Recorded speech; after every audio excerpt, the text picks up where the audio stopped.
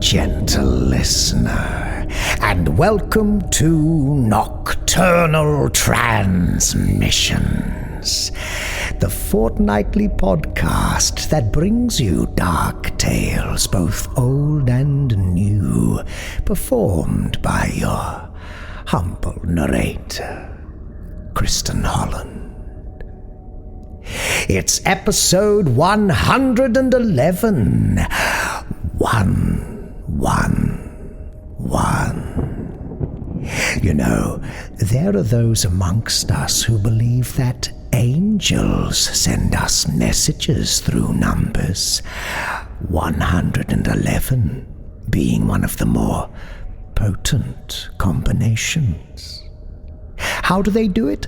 Well, being the subtle creatures they are, the angels work behind the scenes to ensure that the intended number turns up regularly during your day. For instance, you get to work and realize that your pedometer is telling you you've taken 111 steps between waking and arriving at your desk. You turn on your computer and see 111 emails requiring urgent attention. Finally, you get to take your lunch break, and it's 11 minutes past 1. So you pop down to the deli, and your turkey sub costs $111. That sort of thing.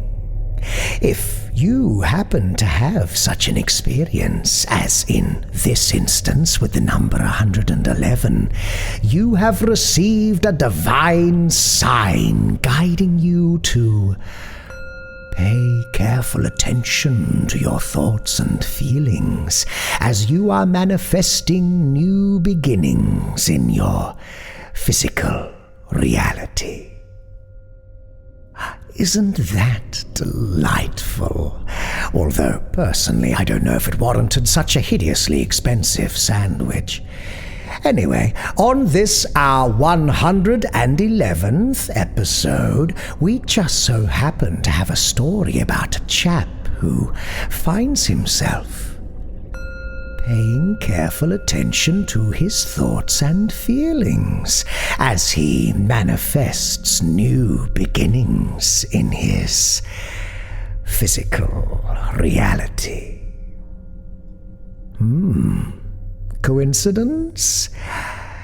You be the judge. Nocturnal Transmissions is proud to present... Oh, a quick warning, this one is not suitable for the kiddies. It contains adult themes. As I was saying, Nocturnal Transmissions is proud to present Alex Wolfgang's Mandibles.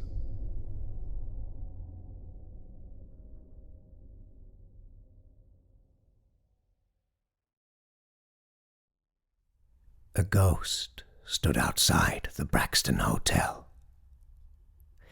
His cracked and dirty fingers pressed lightly against the glass as he stared inside. A cold front had just swept into the city and brought a dull, frozen ache to the concrete jungle. Hot breath escaped his lungs and clouded his view inside.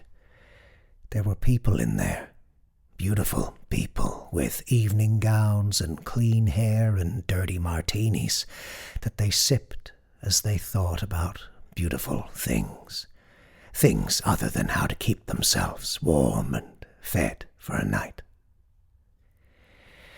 The ghost did not resent them. He watched them through the glass as if through a television screen, protagonists of a familiar, comforting film. He watched to escape his shell of a body and mind for a few minutes. He'd been on the streets for 2 weeks.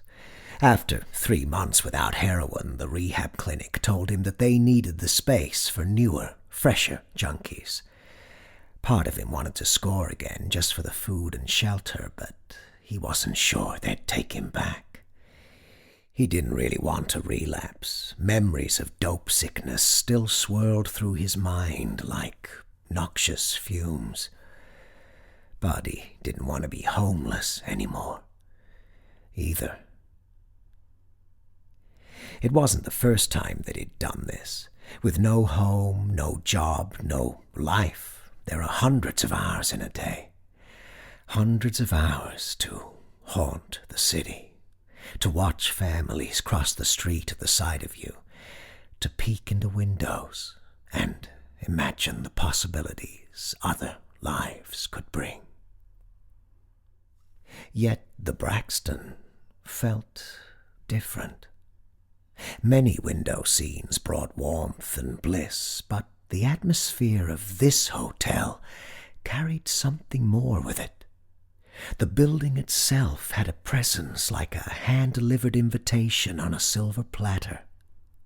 The circular bright lights streaming from the building's facade seemed to enter him and make him glow. Though no one inside noticed him, he felt a connection with them, as if they were telling him to come in, to join them. Like an insect to a porch light, he could not resist their call. As he pushed through the revolving door, he glimpsed himself in the mirror behind the front desk and felt sobering shame wash over him. He stared at his oil-stained coat, his tangled beard, his red eyes. He stared at an intruder. But the feeling didn't last. The doorman, a clean-shaven young man in a red and gold uniform, tipped his hat to the ghost and nodded as if he were any other patron. The gesture stripped away the ghost's self-loathing, and he walked tall. Off the cold, dark street, he soaked in the place that had seemed so otherworldly moments ago. Now he was a character in the film. To his left, half a dozen patrons lounged at the glass bar top in overstuffed chairs around the parlor, talking low and laughing as they toasted each other's health. The barkeep, a man with skin so dark that the whites of his eyes shone like pearls, watched his patrons and smiled proudly at the atmosphere he helped create. Ambient piano music pulled together the elegant scene. His reflection in the wall-to-wall mirror no longer disgusted him. In front of the mirror stood a young girl in uniform at a check-in desk, her blonde curls pulled up into a ponytail. Her smile revealed teeth so bright that they reflected the lamplight as pristinely as the waxed floors. And she did not just smile. She smiled at him, beckoning him closer with wholesome magnetism. He went to her. "Checking in, sir?"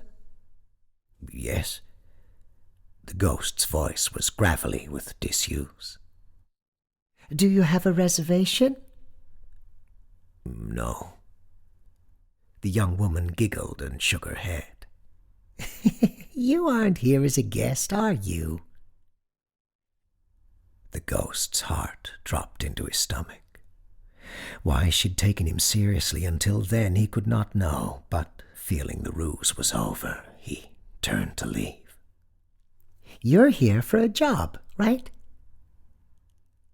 He paused. The word job hung in the air, filled the high-ceilinged lobby. The ghost had a job once. He'd worked 6 months in construction until he showed up strung out for a 6 a.m. shift. A piece of rebar came loose and the ghost dropped it onto his boss's car from 20 feet up, smashing his windshield. Between the remembered humiliation and his current state, the prospect of finding work seemed ludicrous. Perhaps the ghost should have questioned her assumption, but The Braxton radiated warmth and hope. From the furnishings, the walls, the people alike, and intoxicated him. "Yeah, I'm here for a job." The blonde receptionist smiled wide and enthusiastically excused herself to tell the manager. While he waited, the ghost peered into the bar again and spotted the bartender, watching him. The bartender was smiling too, though he was more subdued. He polished a wine glass and hung it on the rack behind him.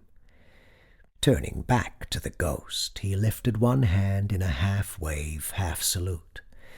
His long fingers bent back unnaturally, their inverted fold reflecting the lamplight with a plastic sheen. Not wanting to ruin his first impression, the ghost returned the greeting. The barkeep smiled and nodded and wiggled those slender, shining, alien fingers. The receptionist returned with a squat old man who examined the ghost through thick spectacles.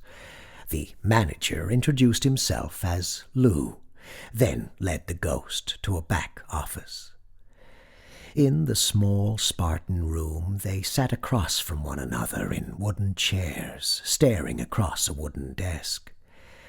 Over a long silence, Lou looked the ghost up and down, sizing him up. The ghost would have been uncomfortable if Lou hadn't seemed so impressed. "What can I call you?" Lou finally asked. "Darren," the ghost said. "My name is Darren White." "Nice to meet you, Darren," Lou said. "I understand you want a job."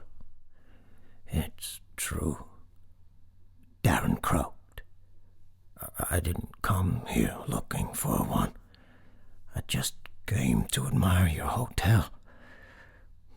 But the lady up front said you might be hiring. Lord knows I could use the work." "Any hospitality experience?" "No, sir." Good, Lou said. "That's no problem at all." Lou leaned back in his chair, and the fluorescent bulbs overhead played a trick on the ghost's vision. For an instant, Lou's pupils shrank and multiplied, then spread over the whites of his eyes like a ripple in a pond. The ripple of pupils froze, as though the man had 1,000,000 tiny eyes looking out from 2 giant sockets. The ghost felt the anxiety of those eyes studying him, not just his outward appearance, but his insides too. At once a searchlight and an X-ray. But when the ghost blinked, he was looking into an ordinary man's face once again. "Can you do custodial work?" Lou asked. "Clean up after guests, get their rooms back to perfect condition." "I reckon I can do whatever you need me to do." "Good," Lou said. "Why don't you go up to room 304? You can use the shaver and the shower you find there. I'll have someone lay out a janitor's uniform for you. Sleep there tonight if you need. You'll start in the morning." Lou handed him a key card, then directed him to the elevator. The ghost half expected the key card not to work, that he would come downstairs to find the whole hotel laughing at him. But that didn't happen. The room was small but stylish. The walls were cream-colored with black trim. A scarlet duvet covered the bed. Warm yellow light emanated from a large lamp on the bedside table. A small desk overlooked the street outside, its drawers empty save the small Gideon Bible. The ghost flipped on the television set and enjoyed the sound of a news anchor babbling. But the crown jewel was the bathroom, where he let the water run hot and fill the room with steam. He took the electric shaver and removed his dirty beard and hair, letting them fall into the wastebasket like relics from another life. After he scrubbed clean and dried himself with a plush white towel, he emerged to find a uniform draped across the bed. A pressed button-up shirt, khaki pants, and matching leather shoes and belt. Lou had even sent a few pairs of socks and underwear. He dressed and checked himself in the mirror. Everything fit perfectly. If someone had shown him a photo of the man in the mirror, he would have said he'd never met him. At last his body and mind let down their defenses, and fatigue blurred his mind. He hung the uniform in the closet and slipped into the greatest slumber he'd known in years. Darren did not feel like a ghost anymore. Darren had spent his last several years living in filth and squalor. Neglecting the state of his living space had always irked him, but when he was high, he couldn't care less about cleanliness. So, with each room he cleaned, he imagined he was repaying a debt to his own mind. He was assigned the bottom 4 floors out of 10, but was told by Lou that if he continued to do well, he'd move upward. The higher the floor, the larger and more luxurious the room, so only the best were to clean the upper levels. Darren liked having something to work toward. Lou let him stay in 304. It was the off-season, so extra rooms were available. Once he had a few paychecks under his belt, he could think about finding his own place. Darren was surprised to find that many other employees lived on site. After a shift several days in, he wandered into the bar and found the same bartender nodding and smiling at him. Darren ordered a ginger ale and chatted with him. The man's name was Chet, and he made the ginger ale from scratch. "So, you were homeless, eh?" Chet said while he poured the drink. "Doesn't surprise me. Lou's got a thing for strays. Most of us have a similar story." "You an ex-junkie too?" "Nah," Chet said. "Ex-con. They tossed me back out on the streets for good behavior. I was only out for a few days when I found this place. Coming up on 2 years ago." The ginger ale tasted strange, like overripe fruit, but Darren didn't mention it. He sipped it slowly and watched Chet's shiny, long fingers as he made drinks for other patrons. Another guest ordered a ginger ale, and Chet made it the same way. The other guest took a long drink before grinning and complimenting Chet's handiwork. Other employees had similar stories. Lisa and Alan, the receptionist and doorman, were both runaways. Lisa had escaped her abusive parents, and Alan was disowned for being gay. They'd both been at the Braxton for less than a year.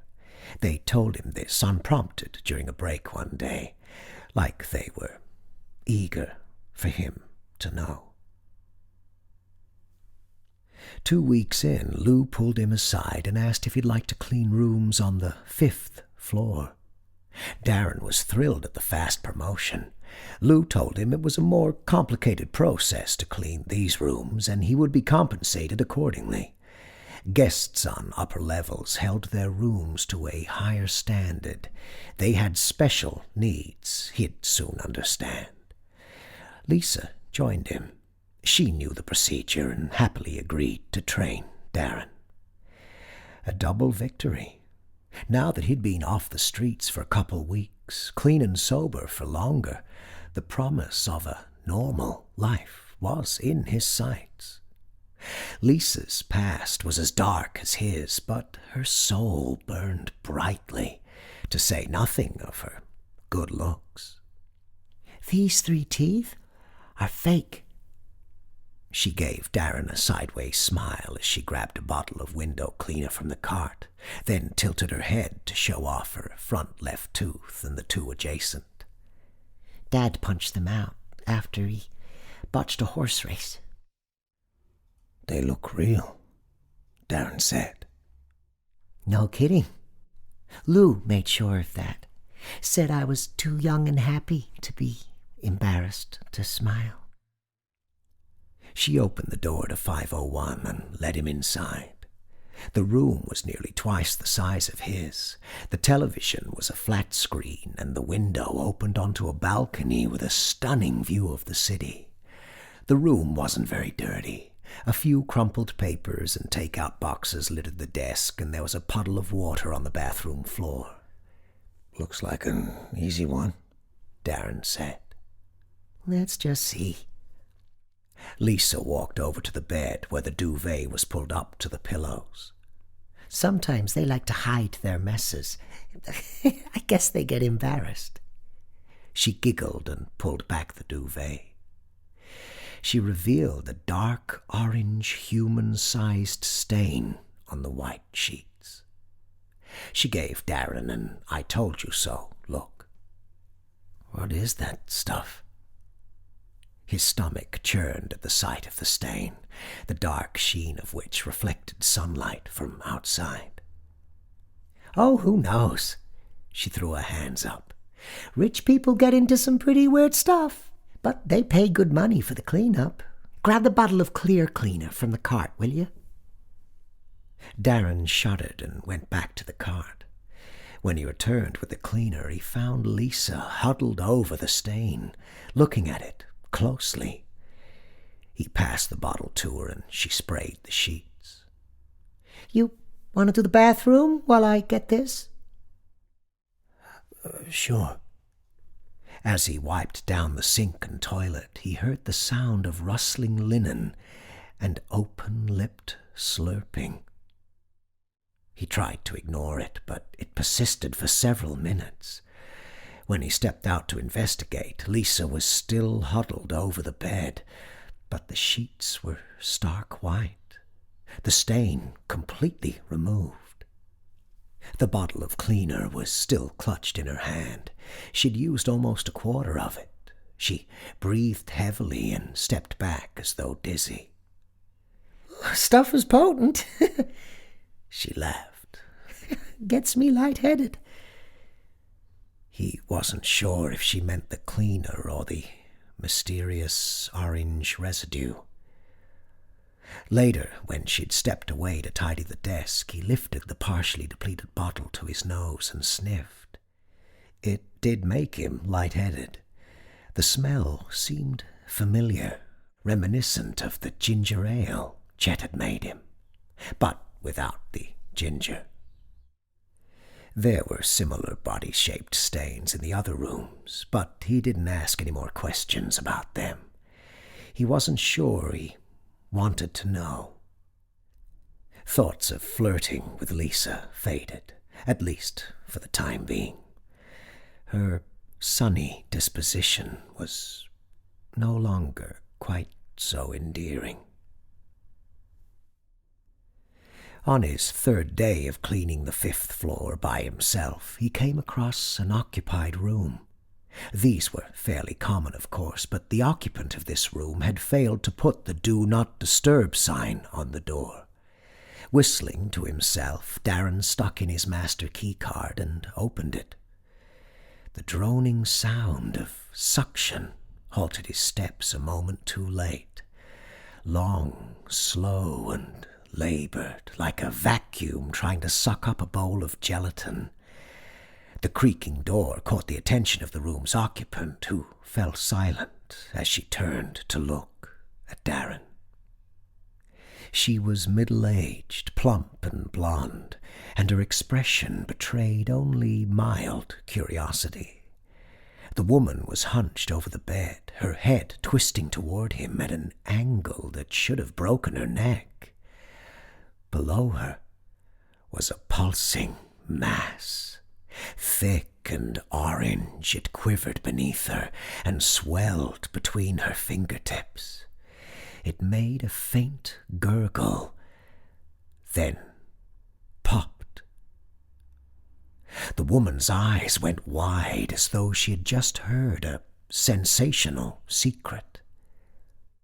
"Can I help you?" As she spoke, orange slime dripped from her lips. Sorry, Darren said. He quickly retreated back into the hall. For the rest of that shift, he knocked on every door. A week later, Darren found himself unable to sleep.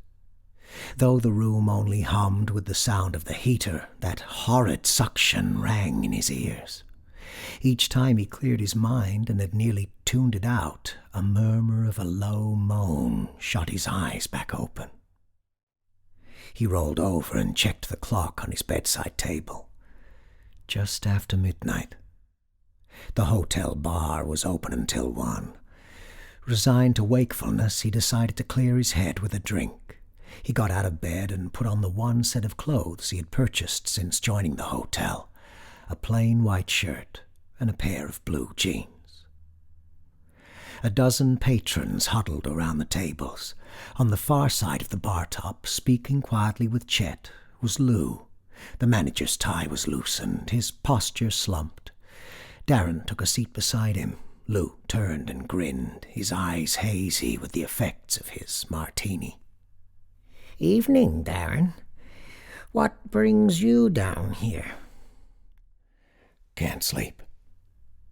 Chet nodded to Darren in greeting. "Ginger ale?" "Something stronger. How about a beer?" Chet nodded and went to the tap. "Is the Braxton treating you well?" Lou put a hand on Darren's shoulder. He sighed and reflected. "Yes," he said honestly. "I guess I haven't had a chance to say thanks after the fact." "Beats a life on the streets, doesn't it?" "Sure does." Chet put the beer down and Darren took a long, slow sip. He hadn't tasted alcohol since before rehab, and the dark ale put a pleasant calm in him. "Lou, I got a strange question for you." "Shoot." "Would you say that this is an ordinary hotel?" The question hovered between them. Though Chet was mixing a cocktail for another patron, he seemed to be listening.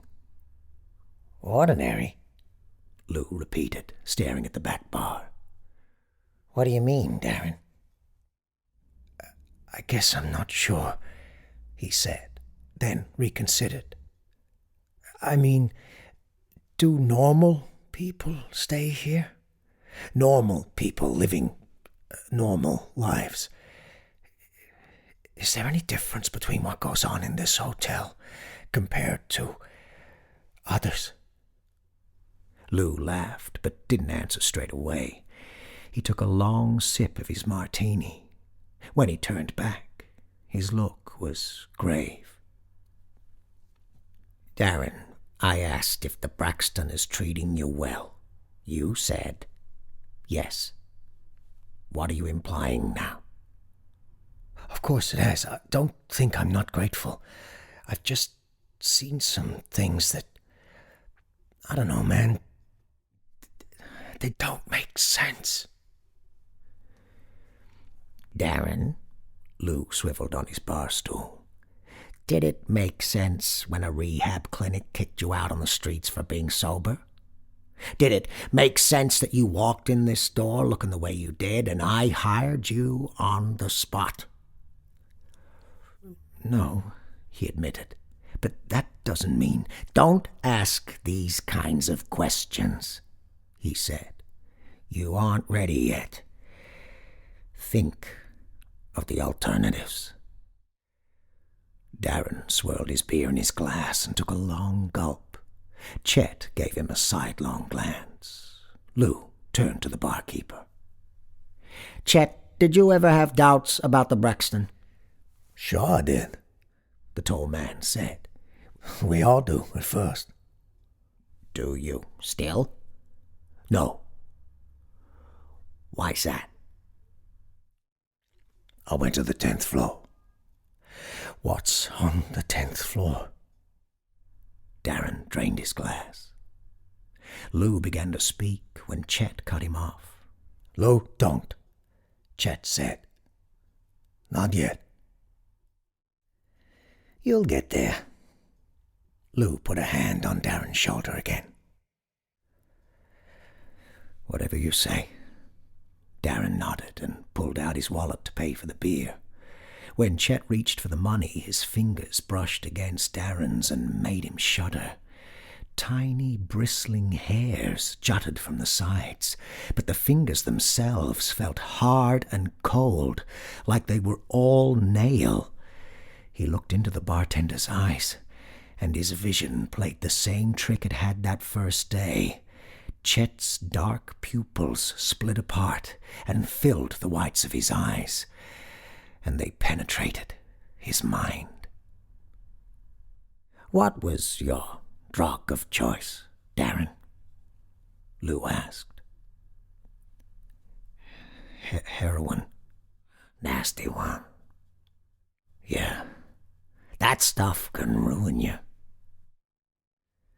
It did. When Darren returned to his room, the suction sounds seemed louder. He barely slept. He woke to a knock on his door the next morning. A hungover Lou awaited him. His eyes were sunken, his fingers at his temples. "Darren," he said, wincing as if his own voice hurt his head. "I think it's time for you to move up. Ready for the 7th floor?" I don't know," Darren said. "What about the 6th? "I've got a lease on it," Lou said. "Get dressed. Alan's waiting for you up there." When Darren reached the 7th floor, Alan stood outside the elevator next to a cleaning cart, with the same shit-eating grin he'd displayed when Darren first entered the Braxton. It didn't fill him with warmth as it did then. Now, Alan looked like a living mannequin. The young man put his hand on Darren's shoulder in the strange, unnatural manner of his boss. "Lou told me you're having a little trouble. He really likes you, you know. It isn't often that he lets newbies skip a floor." Darren vacillated between flattery and fear. Alan's constant eye contact made him uncomfortable, so he averted his gaze to the cleaning cart. He didn't recognize many of the supplies. Brightly colored, unlabeled bottles clung to the sides, and thick industrial rags lay neatly folded in the middle. A large stuffed sack hung off the front. "Cleanup is a little different on this floor," Alan said. "Rooms aren't really private in the same sense that they are on lower floors." "What's that mean?" "It's like a community floor. You'll understand in a minute." Alan began to push the cart down the hallway, then stopped. "Look," he said slowly. "I get it. You're freaked out. I was too, but I promise this is all worth it. You've been given a great opportunity. We all have, those of us that work here anyway. We've been chosen." "Alan, what is this place? What's going on here?" The young man frowned. "It doesn't really do any good to try and explain it." "Maybe you can humor me." Alan bit his lip. "Look, Darren, people like you and me, it doesn't help us to ask. Imagine you're lost in a desert. You haven't had water in days. Finally, you come across an oasis with a giant pool of fresh water. You drink as much as you can, and it's cold and clear and delicious. Next to it, there's a pile of fresh fruit, ham, wine, whatever you want.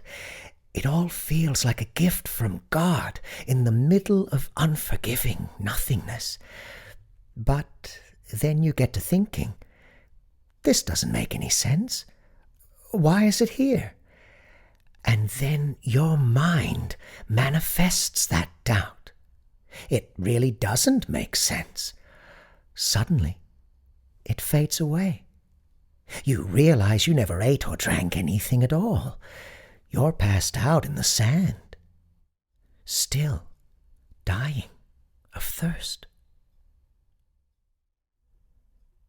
Silence. The men stared at each other. But how can you not question something like that? Because you've got to have food and water. Alan smiled again, gave him a nod of reassurance. Come on. Alan reached into the cart and pressed a hidden button. Every door on the floor swung open. Sounds from within the rooms, scraping, gurgling, clicking, squishing, filled the hallway, chilling Darren's blood. "What they do on this floor," Alan raised his voice over the din, "can be very exhausting and time-consuming. We keep them refreshed." They stopped in front of the nearest open doorway, and Alan nodded toward it. Another sound rang above the rest here, a desperate, aching croak, like a bullfrog crying out into an empty swamp. Darren's throat went bone dry. "It's occupied." "They all are," Alan said. "It's okay. Look inside. They won't mind." Darren stepped through the threshold, his legs heavy as lead. The format of the room was the same as the 5th floor, but there were 2 occupants entangled on the bed. A curly-haired, round-faced woman was on bottom, her plump lips spread wide and frozen in either fear or ecstasy. The pale flesh of her neck gave way to slick, wet black before disappearing under her partner's body. A man hunched over her, sweat dripping from his bald head onto his bare back. A slimy, translucent tube extended from his face and ended in a bright purple node that probed the woman. It slurped her torso feverishly like a horse's tongue on a salt lick. His body shifted forward and backward over her in hypnotic, sexual thrusts. Darren tried to keep himself from retching, but Alan couldn't take his gaze off the scene. His eyes watered, and he licked his lips. "Go in," Alan said. "Come on." Alan grabbed 2 spray bottles, 1 thick towel and the sack before walking in. Hesitantly, Darren followed. The couple on the bed were too consumed by carnal ecstasy to acknowledge the men. Darren got a better look at the woman's torso. Where her neck met her chest, her skin was replaced by a shining carapace that took the shape of large breasts. Tiny, hairy antennae took the place of her nipples. They wriggled like worms emerging from rain-soaked earth. Below her chest, her skin resumed. She was pale and smooth down to her toes. The man looked unaltered from the neck down, but his face was nothing resembling human. The source of the proboscis was buried deep in his head. It anchored itself in the place of a nose between 2 bulging, compound eyes. He had something like a mouth below it, with two mandibles that twitched frantically. "He's hungry," Alan said, reaching into the bag. He pulled a lumpy black object from the bag and held it at arm's length. It reeked of earthy sweetness. The man's head jolted toward it, the long tube forgetting the woman for a moment and wrapping around the rotting sphere. The proboscis brushed Alan's arm, who giggled at its touch.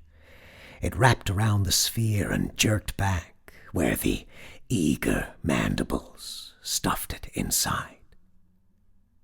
"She's probably hungry too," Alan said. "Do you want to feed her?" Darren did not want to feed her, but he did so anyway. He trembled as he reached into the feed bag. What he pulled out was wet, soft, and pungent. He approached the bed and lowered it to the woman's still human face. Her eyes never looked at him, but a long tongue emerged from her parted lips to accept the offering. While she worked over the black sphere of sustenance, Alan grabbed a spray bottle and lathered the man's body with a bright orange liquid. It sizzled on his skin and put off an odorless vapor that dissolved in the air. The man shuddered and froze for a moment, then returned to his rocking over the woman. Darren looked to where the two bodies met and realized that they were indeed having sex, their genitals still human. The man was plunged deep into the woman's vagina. Alan took the rag and wiped it across the man, removing the remains of the sprayed liquid. "Go ahead, spray her," Alan said. "Just don't get it in her eyes." "What does it do?" "I don't know," Alan shrugged, "but they seem to really like it." Darren sprayed the woman, and there was a similar effect. She shuddered and sizzled, but then writhed with a surge of energy. Darren wiped her dry. "Let's leave them to it," Alan said with a smile.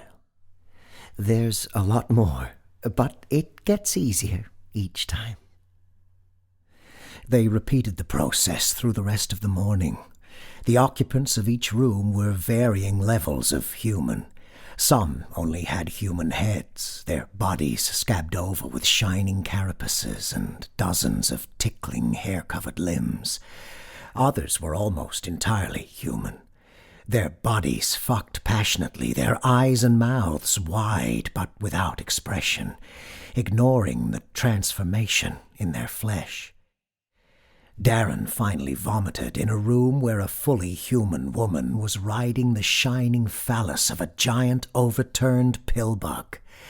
Its countless limbs caressed her skin, and she moaned with a human voice and shuddered with orgasm. The procedure was the same in each room. All were hungry and fatigued. None took notice of Alan or Darren, only what they offered. Toward the end of the hall, they encountered rooms with more than 2 occupants. The beings inside were tangled in threesomes and foursomes, human flesh stuffed into moist chitin and vice versa. Sometimes the individuals were difficult to differentiate from each other. At last they were finished. The hallway's occupants were satiated, and Alan glowed with the satisfaction of a hard day's work. "Don't worry," he told Darren as he boarded the elevator. "It'll only get easier." Darren went back to his room, where he spent the afternoon balled up in the fetal position, and tried to think of absolutely nothing. That evening, Darren left the hotel and wandered the streets. Though still cold and bleak, he relished the normalcy of it all.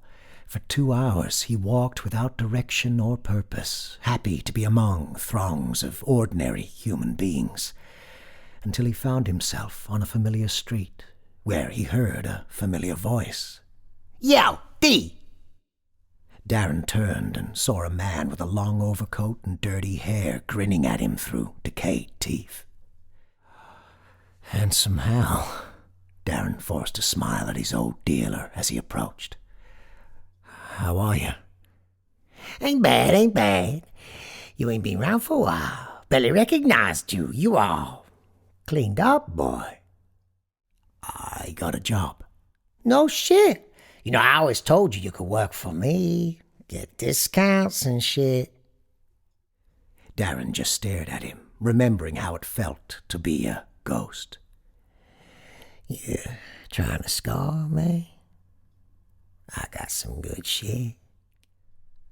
Hal pulled a baggie from his pocket, completely unconcerned that they might be seen. The ghost reached into Darren's pocket and pulled out his wallet. Before he could fully process what was happening, his hard-earned cash from the Braxton was in Hal's hand, and a baggie of dope was in his pocket. "When you need more, you know where I'm at." Hal winked and strode away. Darren went straight back to the Braxton and locked himself in his room. He stuffed the baggie into the drawer next to the Bible. He didn't touch it, didn't look at it. That night, he couldn't sleep again. The dope was screaming too loudly, but at least it drowned out the sounds from the 7th floor. Another knock in the morning. Darren felt numb as he opened the door and found Lou looking cheerful. "Alan said you did great yesterday." He gave Darren a playful punch on the arm. "I'm proud of you." "Thanks." "I can see you're having a hard time, kid." "Yep." "I don't want to lose you. I got permission from upstairs. They want you to go all the way to the top. 10th floor. Today." Darren took a deep breath and looked into Lou's eyes. They looked normal, human. The man was sincere, but if the 7th floor was damn near unbearable, what happened 3 floors higher? "And if I don't want to go?" "You can leave any time you like, Darren. You aren't a prisoner here." The heroine still screamed from the dresser. "I'll go." Lou grinned the same grin from his first day. A wave of relief seemed to wash over the old man. "Come on." Once in the elevator, Lou pressed the button for the 10th floor. A red light flickered on the panel, and it beeped twice. The manager stuck in his key card. It beeped once more, and the doors closed. The two didn't exchange a word on the way up. The elevator opened into a dark ballroom. Dozens of empty tables and chairs were neatly arranged across the enormous open room. Ivory pillars divided it into sections. 2 of the walls were floor-to-ceiling windows. Dust coated everything. The place might have been elegant once. With the right decorations, it could be again. A pathway between tables led to a stage. On it, something waited for him. Massive and grotesque, the Queen watched quietly through hundreds of kaleidoscopic pupils. Though she sat poised like a human, her features were wholly insectile. Her head was nearly as large as his hotel room, her mandibles longer than his body.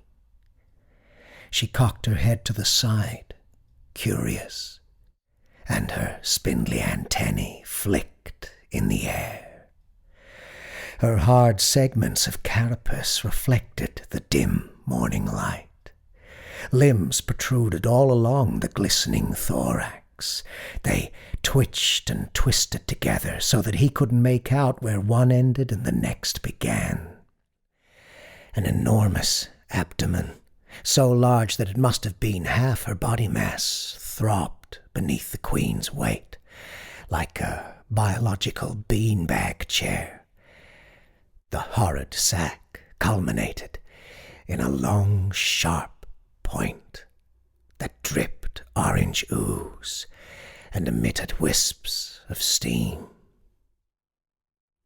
Chet, Alan, and Lisa all stood beside her, beaming as they saw Darren and Lou approach. "Go ahead," Lou said. "No need to be afraid." On trembling legs, he walked toward the Queen. Her eyes pierced into him 1,000,000 times deeper than Chet's or Lou's ever had. His brain suddenly felt crowded in his skull. She was burrowing into his mind, examining his thoughts and feelings and hesitations. As her alien intelligence seeped into the cavities of his mind, he sensed omnipotence, ubiquitousness, an ancient power beyond his understanding. He stood a few feet in front of her. Sickening, sweet odors wafted to him. "It isn't painful," Lou said from over his shoulder. "In fact, it is quite pleasant." The others nodded in agreement. "We were all afraid," Lisa said. "It's only natural." The long, pointed end of the Queen's abdomen distended outward, and its tip beckoned him sensuously. He stepped toward it. Something deep inside suggested that he run, but he suffocated the thought.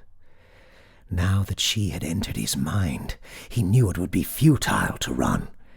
She would draw him back. The probing vessel reached his lips and pried them apart. Darren opened his teeth and accepted it. He felt the first wave of the sticky, sweet substance grace his tongue and tickle his throat. The flavor was pleasant, like spiced marmalade. "You'll need to be a caretaker for a while," Lou said as Darren gulped the substance down. "We all do in our early stages. The four of us, we all are. But I'll be transitioning soon. So will Chet. He and I will proceed together." Through the corner of his eye, Darren saw the old man reach out and touch Chet's alien fingertips. The barkeeper smiled and rubbed his hand. "You'll need a partner, too," Lou said. "Lisa and Alan have both expressed interest. If our Queen agrees, you can probably all three do it together.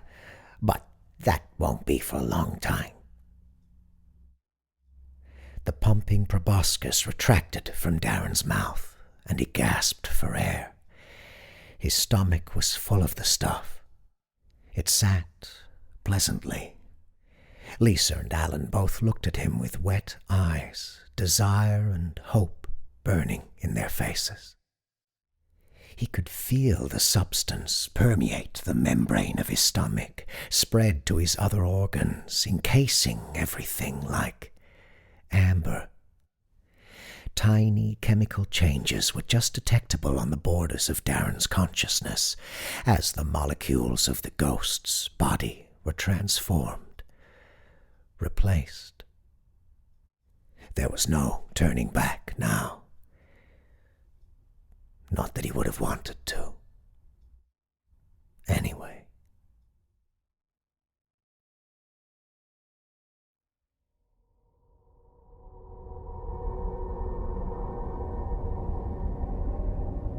Mandibles by Alex Wolfgang.